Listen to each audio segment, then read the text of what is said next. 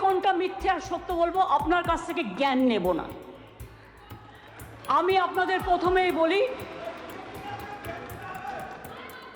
যে আমি, sir, on behalf of West Bengal people, A model bill and historic bill, the Aparajita Women and Child West Bengal Criminal Laws Amendment Bill 2024 কে সম্পূর্ণভাবে সমর্থন জানাতে আপনার অনুমতিতে আমি এখানে সমর্থনে কয়েকটি কথা বলতে এসেছি। আমি অপোজিশন লিডার যেগুলো বলেছেন, পয়েন্ট রেজ করেছেন, আমি প্রত্যেকটার উত্তর দেব। তার জন্য ধৈর্য ধরে আপনাকে শুনতে হবে। আমি প্রথমেই বলি, মাননীয় অধ্যক্ষ, সকল মাননীয় সদস্যা, এই সভার এবং বাইরেও যারা আছেন, জানতে পাচ্ছেন, শুনতে পাচ্ছেন, প্রেস মিডিয়া সহ, তারা আমার বিরোধিতা করলেও আমি কিন্তু তাদের বিরোধী নই। আমি তাদের সকলকে, অ্যাসেম্বলির সব স্টাফেদের সকলকে, সেক্রেটারি জেনারেলের থ্রুতে, অ্যাডমিনিস্ট্রেশনের যারা আছে, প্রশাসনের যারা আছে, সকল ভাই বোনেদের আমি ধন্যবাদ জানিয়ে আমি বলবো, মেয়েদের অধিকার রক্ষার লড়াইয়ে আমি যখন দিনটা ঠিক করেছিলাম স্যার, আমি তখন নিজেও এটা আমার নলেজে ছিল না, কিন্তু হিস্ট্রি রিপিটস ইটসেলফ। একটা কথা আছে, ইতিহাসের পুনরাবৃত্তি হয়। মেয়েদের অধিকার রক্ষার লড়াইয়ে আমি যখন এটা বলছি, আমার গায়ে কাঁটা দিচ্ছে, তার কারণ এটা আমার আবেগ হচ্ছে। আপনারাও শুনলে আপনাদের গায়েও কাঁটা দেবে ঘটনাটা শুনলে। মেয়েদের অধিকার রক্ষার লড়াইয়ে 3রা সেপ্টেম্বর একটি ঐতিহাসিক দিন। আজ থেকে 43 বছর আগে 1981 সালে আজকের দিনেই ইউনাইটেড নেশনস মেয়েদের অধিকার সুরক্ষিত করার জন্য, তাদের বিরুদ্ধে সব বৈষম্য দূর করার জন্য চালু করেছিল the convention on the elimination of all forms of discrimination against women. সংগঠিত হয়েছিল ইউএনের আন্তর্জাতিক নারী বৈষম্য বিরোধী কমিটি, এবং সেই দিনটা আজকের দিনের সাথে মিলে যাওয়াতে আমি ইউনাইটেড নেশনসকে অভিনন্দন জানাচ্ছি। এবং বিশেষ করে নারী সুরক্ষার স্বার্থে আমাদের মা বোনেরা, ভাইয়েরা যে লড়াই করছেন, সিভিক সোসাইটি থেকে শুরু করে ছাত্রছাত্রীরা, আমি সবাই, আমার লাইনে আসতে অনেক টাইম লাগবে, আপনার ট্রেনটা বেলাইন হয়ে গেছে, ওটা সামলান আগে। আমি আপনাদের বলি, আমি সবাইকে অভিনন্দন জানাচ্ছি। আমি অভিনন্দন জানাচ্ছি, এটা অভিনন্দন নয়, আমার সমবেদনা পরিবারকে জানাচ্ছি, নির্যাতিত পরিবারকে। তার নাম তো নিতে পারি না। যে মেয়েটি নির্যাতিত হয়েছে তার জন্য আমি শোক জ্ঞাপন করছি। সাথে সাথে সারা ভারতবর্ষে যারা ধর্ষিতা হয়েছেন, যারা নির্যাতিত হয়েছেন, তাদের সকলের বিরুদ্ধে যে অত্যাচার হয়েছে, সেই অত্যাচারের করুণ কাহিনী আপনাদের একটি কথাতেও আমি শুনলাম না।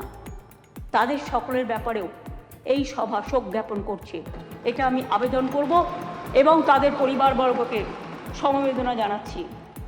ধর্ষণের মতো নিকৃষ্ট, নৃশংস, নক্কারজনক ঘটনার ক্ষেত্রে অত্যন্ত দ্রুত পুলিশি অনুসন্ধান ও বিচার প্রক্রিয়া সম্পূর্ণ করে দোষীদের কঠোর শাস্তি দেবার কথা আমরা বলছি।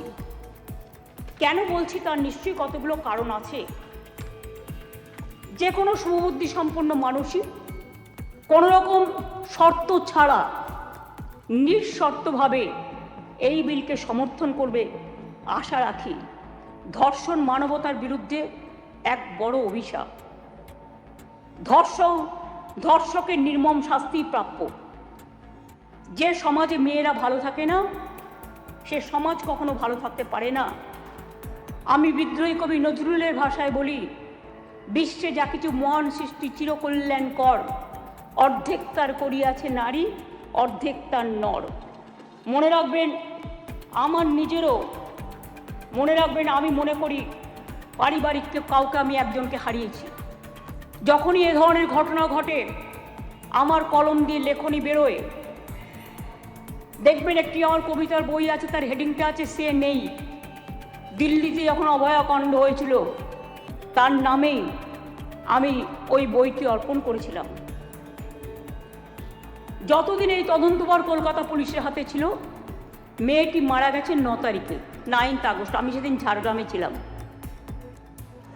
তার ডেড বডি দাহ হয়েছিল রাত্রি 2:02 এরকম টেন্টেটিভলি নাগাদ, অর্থাৎ 3 তারিখ, এই 10 তারিখ।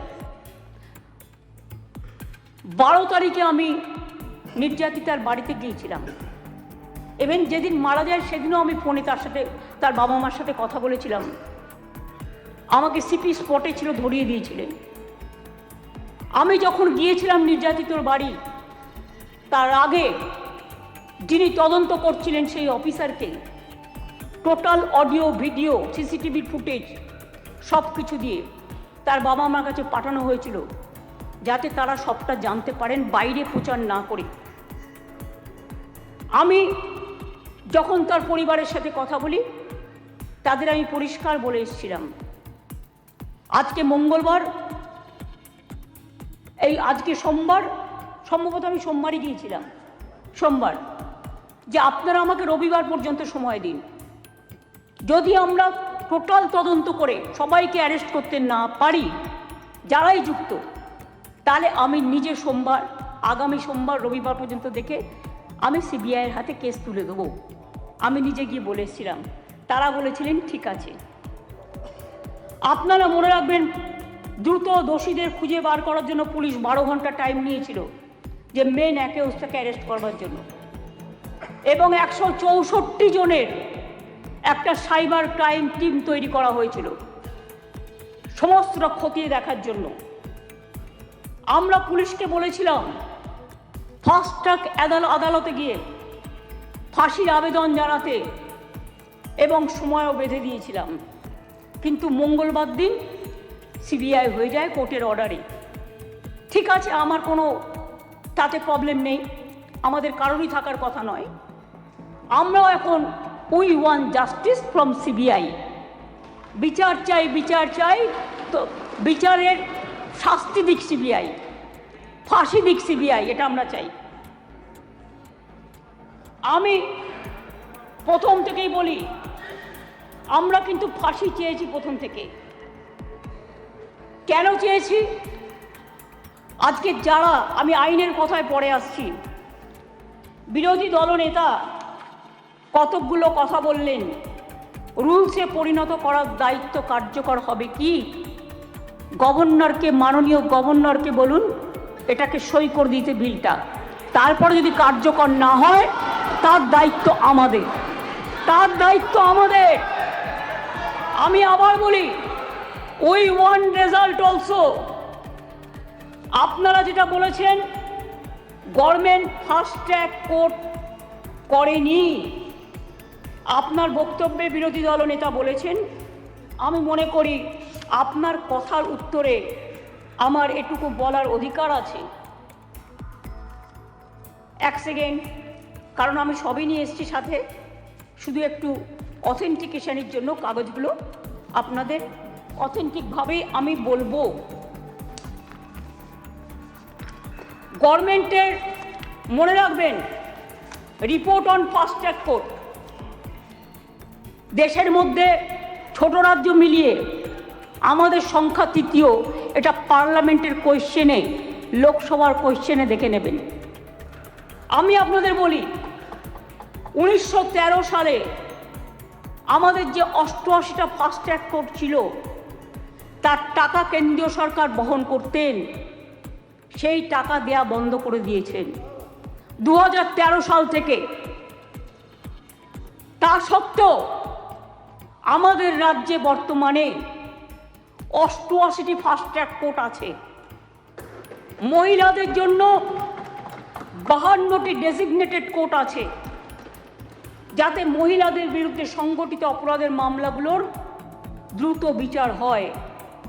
এই কোর্টগুলো এখনো পর্যন্ত মোট 3,92,620টি কেস দায়ের করা হয়েছে।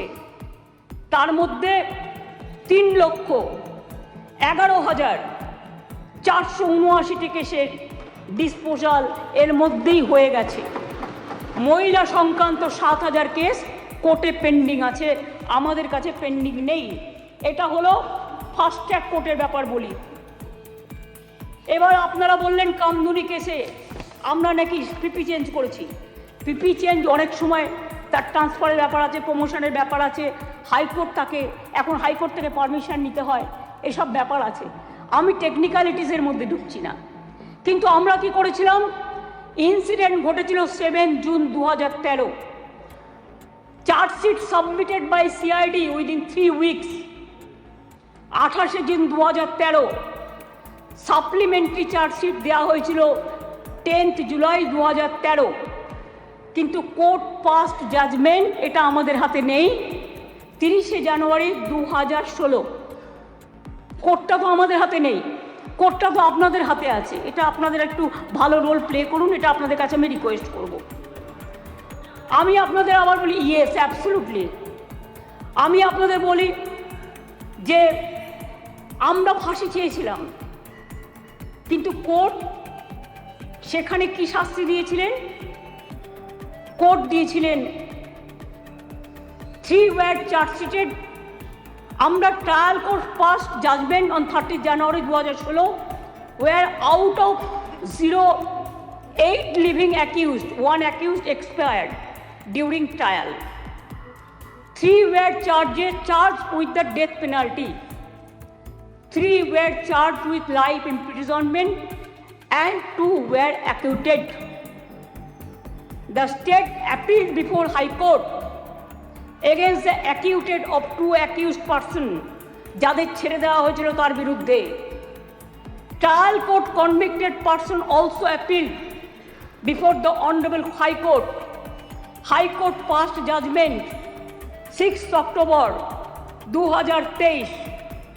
তাতে তারা শাস্তির ডেথ পানিশমেন্ট দেওয়ার বদলে 2 জনকে দিয়েছিলেন লাইফ কনভিকশন, 1 জনকে ছেড়ে দিয়েছিলেন, 3 জনকে 7 ইয়ার্স পানিশমেন্ট দিয়েছিলেন। আর অ্যাকিউটেড 2 জন ছিলেন, তার বিরুদ্ধে আমরা এসএলপি সুপ্রিম কোর্টে ফাইল করেছি এবং 9 অক্টোবর 2023 এটা এখন পেন্ডিং আছে সুপ্রিম কোর্টে। এটা আপনি আমাকে জিজ্ঞেস করেছিলেন রিগার্ডিং ফাস্ট ট্র্যাক কোর্ট এবং কামদুনি। আপনার উত্তরে এগুলো কোশ্চেনের উত্তর আমি এগুলো জানালাম, কারণ এটা আমার জানানোর অধিকার এবং দায়িত্ব। কারণ আমি মনে করি অপোজিশনেরও একটা দায়বদ্ধতা আছে সরকারকে তার কোশ্চেনের উত্তর দেওয়া। 3, আপনারা অনেক কথা বলতে বলতে হঠাৎ বলে ফেললেন ট্রেনেও রেপ হয়েছে। ট্রেনটা কার দায়িত্বে? রাজ্য সরকারের। ট্রেনের ভেতরটা রক্ষা করার দায়িত্ব আরপিএফ এর। Please realise, railway protection force. এটা রেলকেও দেখতে হবে, ঘটনাগুলো ঠিক নয়। মনে করুন আমি এবার আপনারা কিছু প্রেসিডেন্ট দিয়েছেন, দিতেই পারেন, কিন্তু আমি কোনো কাগজ দিচ্ছি না। তার কারণ খবরে কাগজ দিচ্ছি না, কারণ এগুলো নিজেদের তৈরি করা রিপোর্টও হতে পারে। আমি স্পিকার সাহেবকে বলবো ক্রস চেক করুন all of the fake news, maximum cross check করে আপনি যদি দেখেন correct information, I don't have any problem. কিন্তু যদি দেখেন wrong information, misleading information, disinformation and distorted information and destructive information and provocative information, then speaker has the right to deal it. মনে আছে আপনাদের? কেউ তো একবারও স্বীকার করলেন না উন্নাওয়ের কথা। 2017 সালে নাবালিকাকে ধর্ষণ করেছিলেন। আমি একজন বিধায়ক বলবো বিজেপি, কিন্তু আপনি বলতে বললেন আমি কিন্তু আপনার পার্টির নাম বলতাম না, সরি, এটা আপনি আমাকে বাধ্য করলেন বলতে, কারণ তিনি এখানে প্রেজেন্ট নেই তো বলে নামটা বললাম না। নামটা আমার কাছে আছে, আমি অ্যাসেম্বলি পার্লামেন্টের আমি সিস্টেমটা জানি। ধর্ষিতা মেয়ের বাবাকে তারপর বন্দি অবস্থাতেই হত্যা করেন ধর্ষকের বাবা, মানে ধর্ষক সেই বিধায়ক। মনে করুন আজ থেকে 4 বছর আগে 2020-এ এই সেপ্টেম্বর মাসেই হাতরাসের ঘটনা, যেখানে একটি দলিত মেয়েকে গণধর্ষণ করা হয়, বিচার তো পায়নি, সেও বাঁচেনি। বিভিন্ন রাজ্যে চলছে একের পর এক ঘটনা। এটা গ্লোরিফাই করার নয়। 70 পেরোনো বৃদ্ধও আছেন, 3 বছরের শিশুও আছেন, নার্সও আছেন, স্কুল ছাত্রীও আছেন। কথা বলবেন না, শুনুন।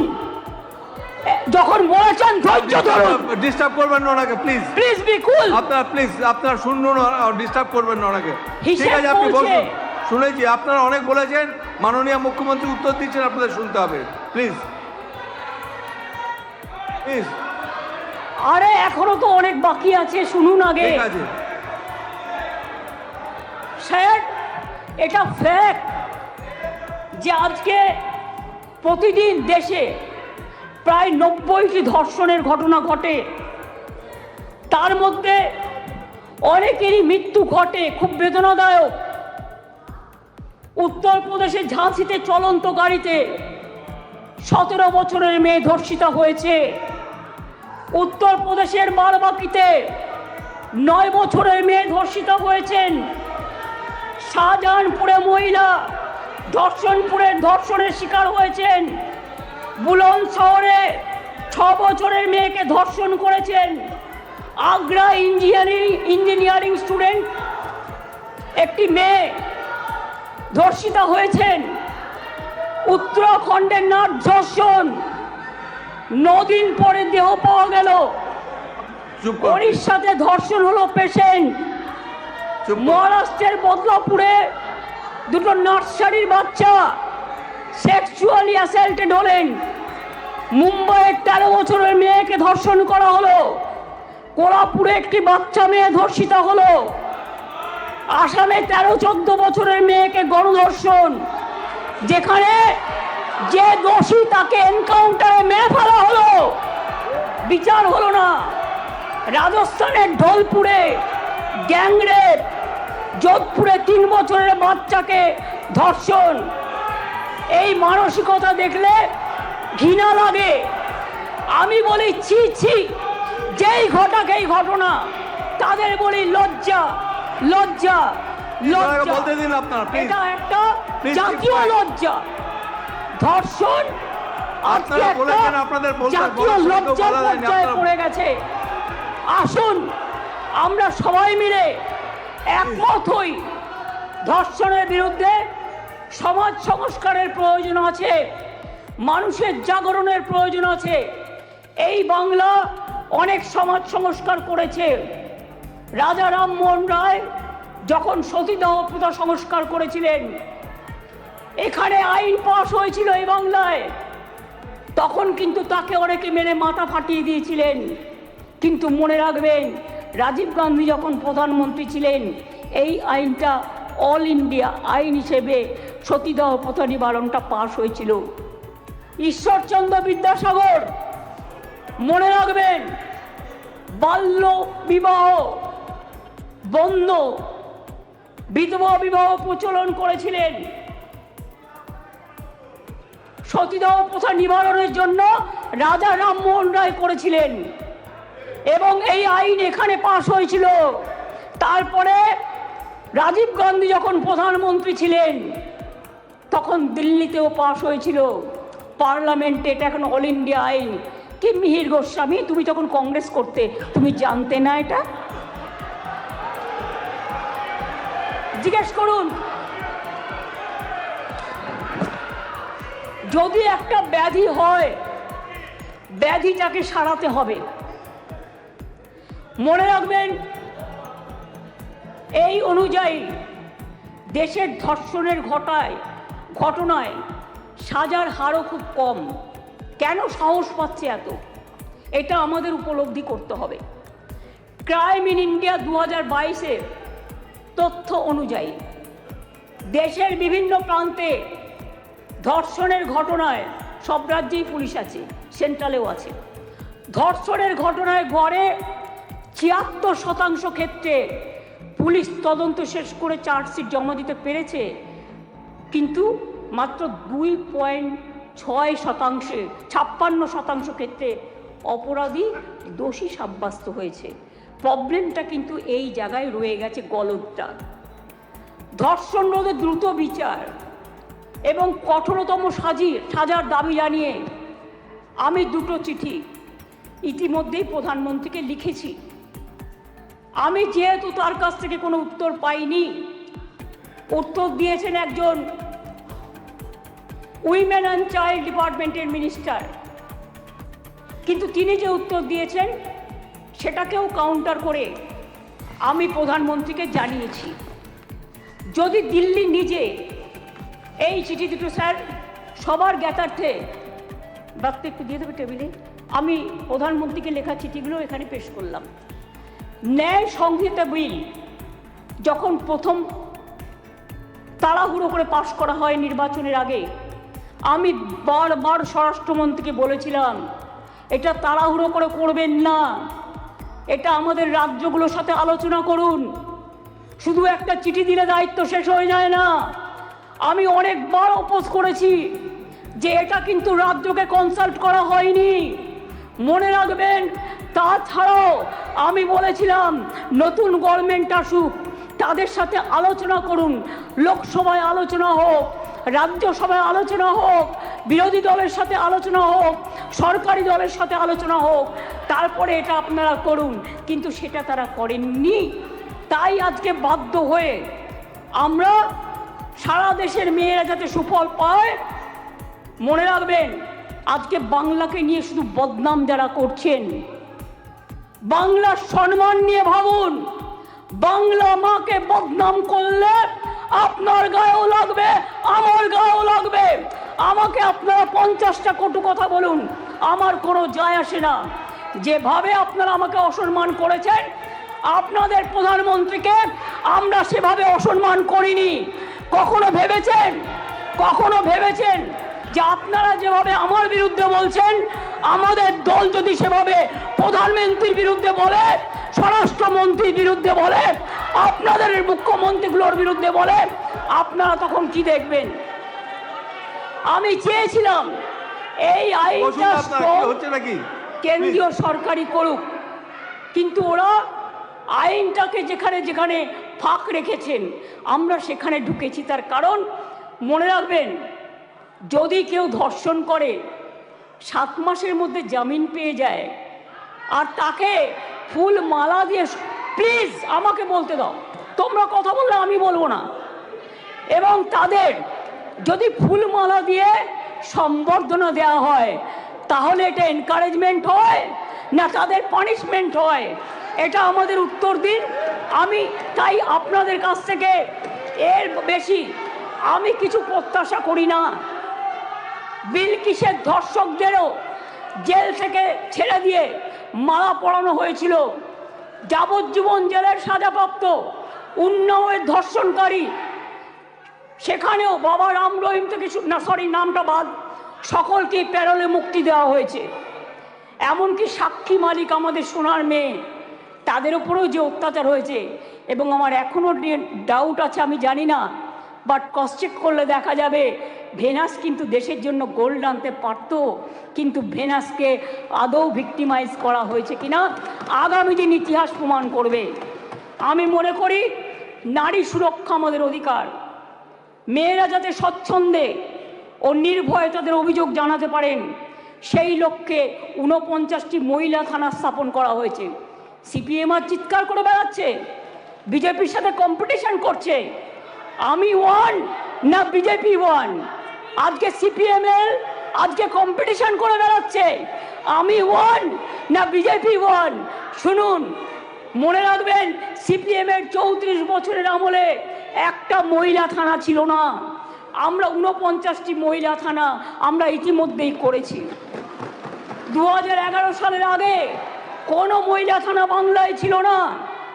মনে রাখবেন বিচার ব্যবস্থায় গতি আনতে আমরা 88টি ফাস্ট ট্র্যাক কোর্ট করেছি, 62টি পস্কো কোর্ট করেছি, এখনো 10টি পেন্ডিং আছে, সেটা হচ্ছে হাইকোর্টের কাছে, আমাদের কাছে নয়।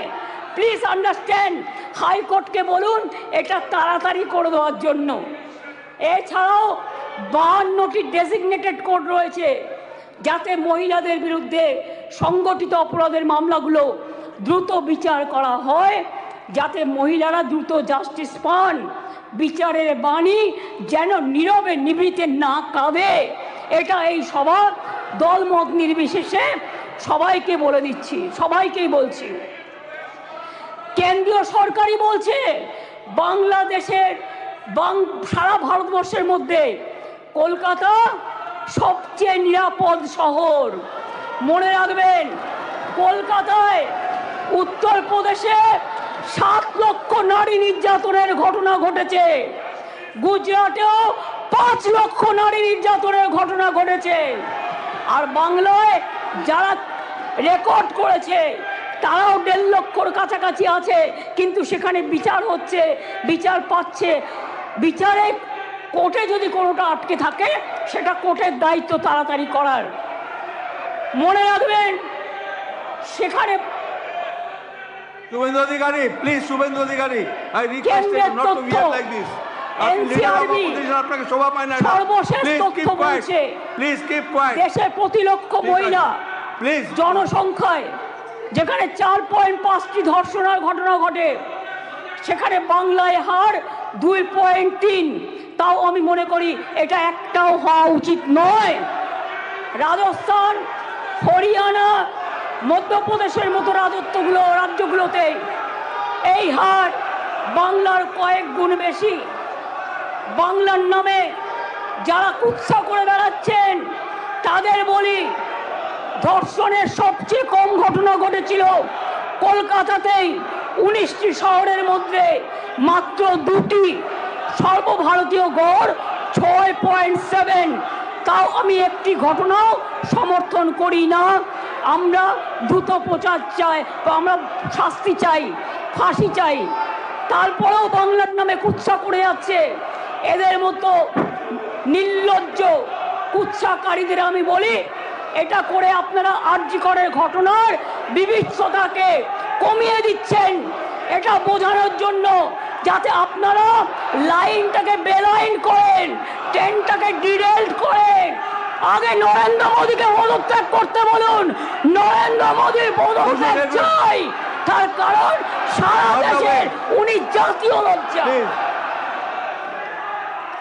আমরা স্যার অমানবিক ঘটনা নিয়ে ওরা রাজনীতি করে, বিচার চায় না, ভারতীয় নয়। সেই কারণেই দ্রুত বিচারের জন্য ভারতীয় ন্যায় সংহিতার কয়েকটি ধারায় সংশোধন করে আমরা ধর্ষণের ঘটনার অপরাধে প্রমাণে সর্বোচ্চ মৃত্যুদণ্ডের সাজা প্রস্তাব করেছি।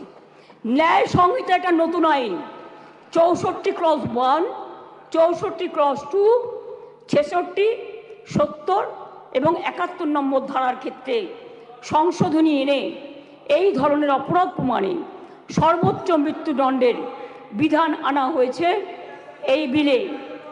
ধর্ষণ বা যৌন নিগ্রহের শিকার কোনো মহিলা বা শিশু পরিচয় কোনোভাবে যেটা প্রকাশ্যে না আসে, আগে তো বিলটা পাস হোক, তারপরে তো রাজ্যপাল সই করলেই এটা হয়ে যাবে রেজাল্ট। আইন সংশোধনের মাধ্যমে আমরা সেটাও করতে চাই।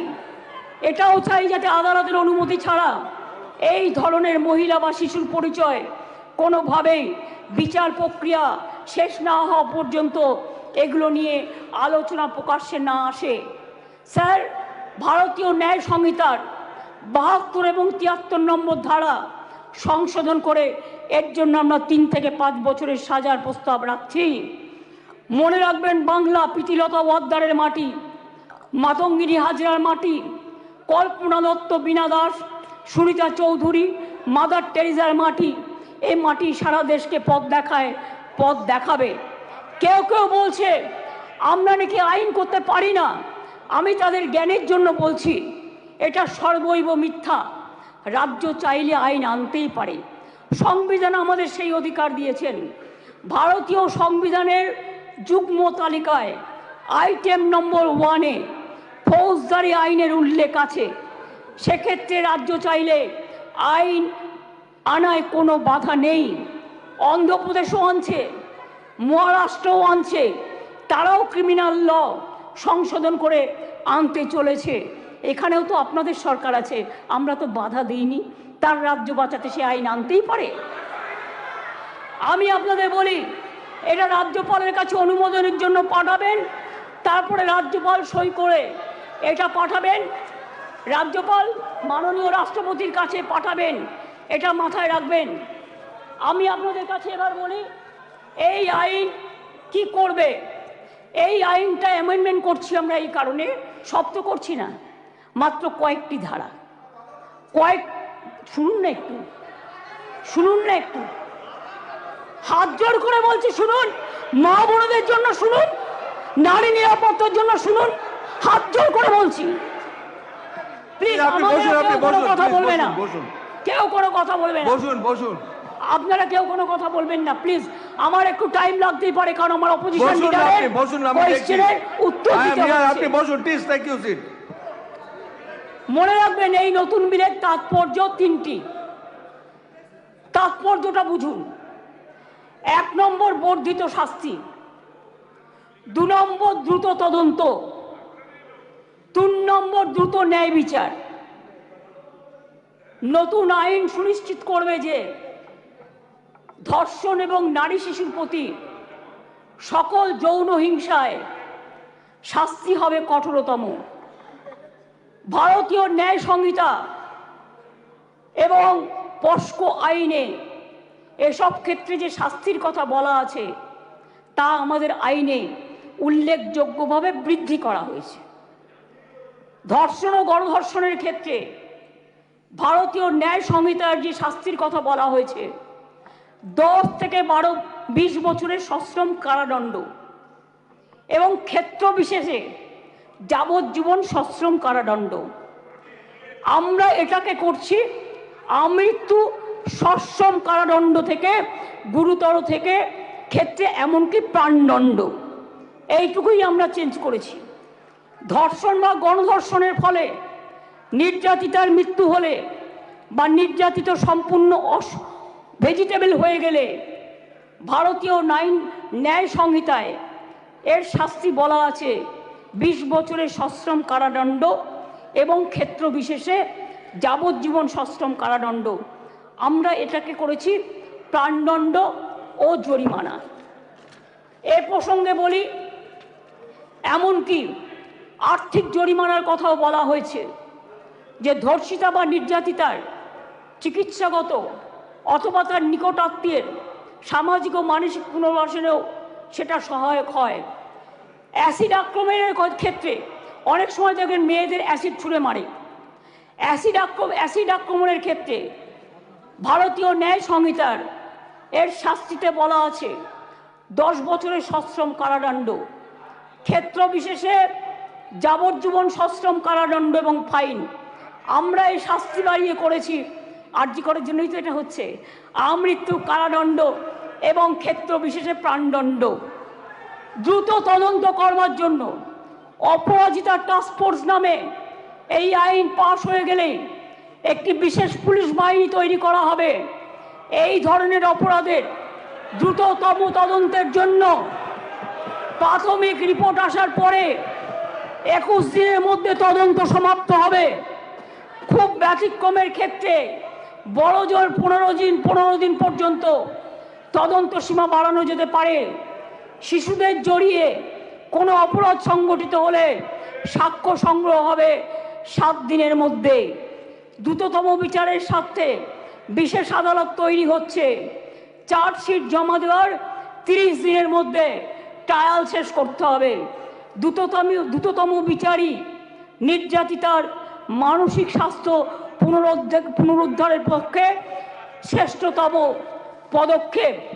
আমি এখনো বলি যে আমরা নির্ভয়া ফান্ডের যে টাকা এসেছিল তাতে 60% কেন্দ্র দেয়, 40% আমরাও দিই। ইতিমধ্যেই আমরা এখনো কেন্দ্রের কাছ থেকে যা আমরা পেয়েছি 108 কোটি 79 লক্ষ, তার মধ্যে 81 কোটি 82 লক্ষ টাকা আমরা পেয়েছি, যেটা প্রাপ্য ছিল।